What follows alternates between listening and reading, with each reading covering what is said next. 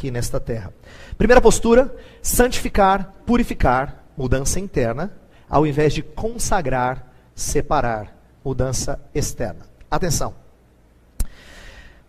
Muitas vezes, evangélicos usam uma linguagem do Antigo Testamento que não se aplica à obra de santificação que o Espírito Santo está fazendo em nós. Não totalmente.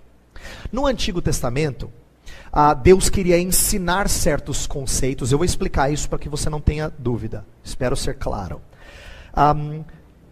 No Antigo Testamento, Deus queria ensinar algumas coisas ao povo e ele fazia isso de forma material, de forma física, com objetos concretos, para ensinar um princípio teológico, espiritual. Então, por exemplo, Deus falava que haveriam de ser construídos, ou desenhados, desenvolvidos, fabricados, instrumentos para o uso do tabernáculo e depois do culto. Então tinha coisas que se usavam no tabernáculo, que só se usavam no tabernáculo. Não era para usar em outro lugar. Tinham os pães, que eram só os pães da proposição, que eram só para o tabernáculo. Não era para ser comido. Quando Davi e os seus comem dos pães da proposição, todo mundo acha que um absurdo foi cometido. Por quê? Porque eles eram reservados para o momento de culto. O fogo que tinha que estar lá dentro era específico, não se podia trazer fogo de fora. Quando Nadab e Abiú fizeram, padeceram. Porque algumas coisas eram para ser usadas especificamente para o culto. Deus queria ensinar que quando Deus salva alguém, ele tem que ter o propósito de louvor e honra ao Senhor. Só que tem crente que costuma pegar essa linguagem física, material do Antigo Testamento e transporta isso para o Novo Testamento.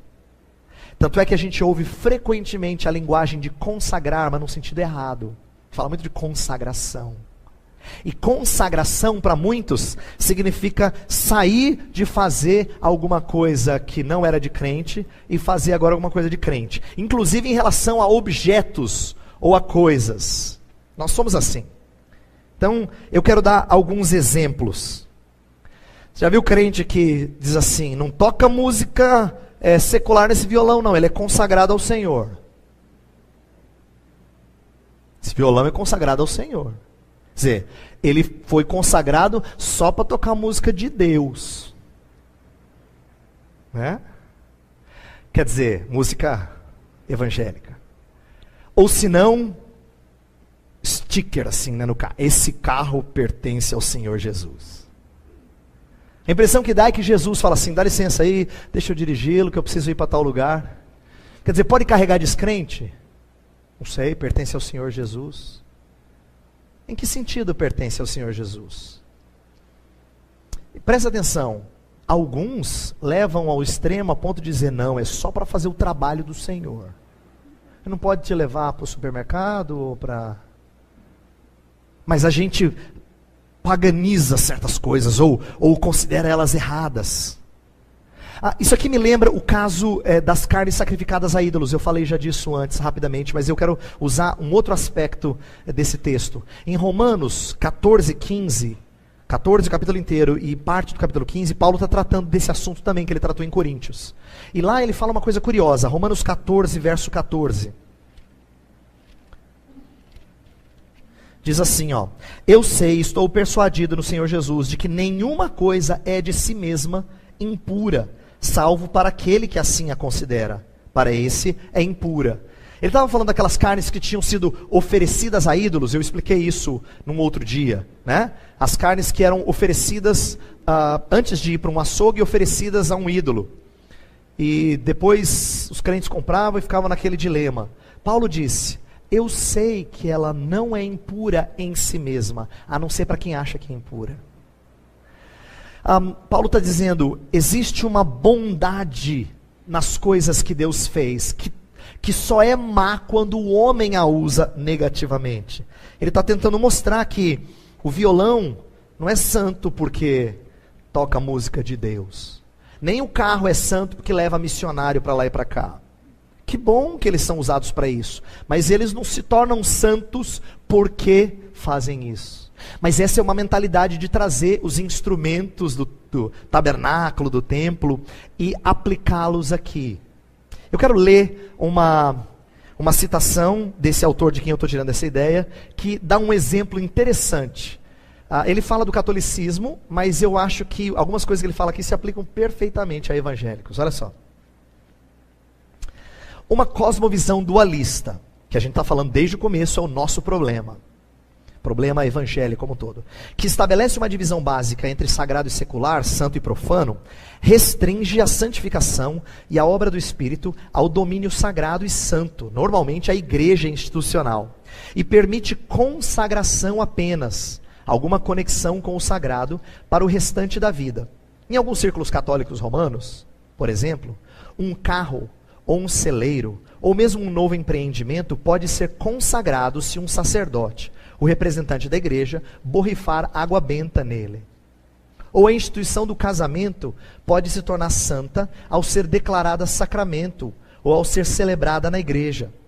Só mediante essa elevação sacramental das coisas no mundo natural, esses cristãos sentem que podem colocar questões seculares em contato com a graça de Deus. Porém, essa consagração está muito longe da santificação interior de negócios ou da vida conjugal que a Bíblia requer. Se essas áreas da criação devem ser verdadeiramente restauradas, precisam se tornar santas de dentro para fora, com base no que exclusivamente são. Deve, por exemplo, haver santidade econômica nos negócios e santidade marital no casamento. O poder renovador da salvação em Jesus Cristo penetra o material do mundo natural, santificando-o de dentro para fora. Deixa eu falar um pouco dessa citação porque ela é fantástica. Olha só, esse autor disse assim: tem gente que acha que se você consagrar, resolveu. Ele usa o exemplo do católico, água benta. Mas o evangélico faz isso também. Quer ver? O evangélico fala assim: pastor, vou abrir um negócio lá no shopping. Queria que o senhor fosse lá e fizesse um culto, te consagrar aquilo para o senhor, né? Se o senhor lá fizer uma oração, a gente fazer um culto, vai ser uma bênção. É errado fazer culto no trabalho, na hora de inaugurar? Não. Só que a mentalidade de muitos que pedem assim, é que se não fizer isso, vai dar problema. Deixa eu consagrar. E sabe qual é a impressão que ele tem? Se está consagrado, está nas mãos do Senhor. Se está nas mãos do Senhor, é sucesso, meu querido. Sucesso. Bênção. Só vitória. Presta atenção. Eu estou falando isso aqui porque isso aqui é sério. É a mentalidade de alguém que acha que um ritual tornou o seu lugar de trabalho, ou de repente um apartamento. Acabei de comprar um apartamento, acabei de comprar uma casa. Queria tanto que a gente fizesse um culto lá de inauguração. Não tem problema fazer culto de gratidão a Deus, problema nenhum. O problema é quando a gente acha que isso torna o local santo. E o que esse autor está dizendo é, olha, não é isso que santifica alguma coisa. Isso é mentalidade dualista. É você pensar que se você fez o ritual, se você faz o culto, se faz a oração, o pastor pede para abençoar, maravilha. Não, essa santificação da qual a Bíblia fala, ela não ocorre só externamente. Pelo contrário, ela não tem que acontecer fora. Ela tem que acontecer dentro. Então, quando é que o negócio que acabou de ser aberto no shopping pelo irmão pode ser santo? Quando em tudo o que ele faz nos negócios é santo. Quando tudo o que ele faz no tratamento dos seus funcionários é santo. Quando tudo o que ele faz na divulgação do seu comércio é santo. Quando cada negociação que ele vai fazer com fornecedores ou com quem compra é santo. E eu te garanto, tudo que eu acabei de dizer é muito difícil. Porque, de novo, a gente volta a fazer do jeito que todo mundo faz. A gente nem sabe como é que é ser santo na hora de vender. Como assim, pastor? Eu tenho que vender, pastor. Senão eu não pago as contas no final. Nós não estamos acostumados a pensar nisso, não é?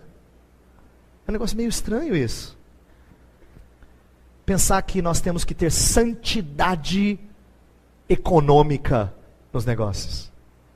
Ou santidade marital. Ele está usando aqui do casamento porque ele diz, tem gente que acha que casou na igreja abençoou, já viu?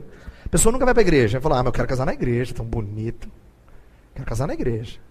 Que mentalidade é essa? Você casou na igreja? É abençoado. É a mentalidade dualista. Você fez o rito, bênção. Mas a gente sabe que não funciona assim. Esse mundo está repleto de casamentos fracassados. Porque um casamento só é bênção quando ele é santificado de dentro para fora.